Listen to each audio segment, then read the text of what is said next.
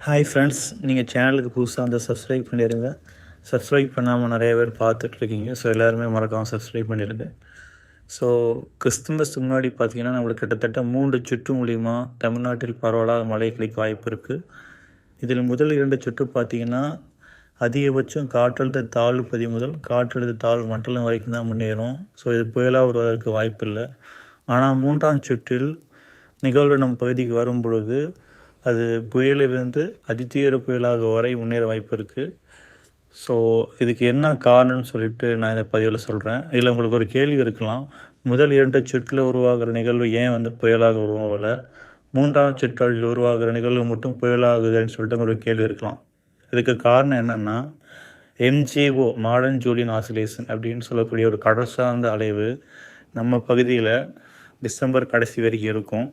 So இது வந்து முதல் 2 சுற்று அப்போ ஆக்டிவாக இருக்காது. ஸோ அது மட்டும் இல்லாமல் முதல் 2 சுற்றில் நிகழ்வு நம்ம பகுதிக்கு வரும் பொழுது அது காற்று சுழற்சியாக தான் இருக்கும்.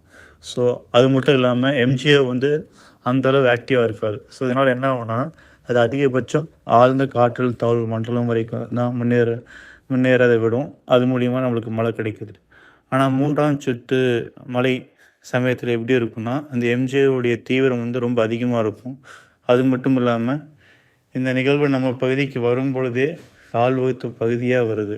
ஸோ அதனால் மற்றும் MJOவின் தீவிரம் இந்த தாழ்வு பகுதியை புயலிலிருந்து தீவிர புயலாக முன்னேற்றி நல்ல மழையை மிதமான காற்றுடன் தமிழ்நாட்டின் அனைத்து கடலோர மாவட்டங்களுக்கும் கொடுக்கும்.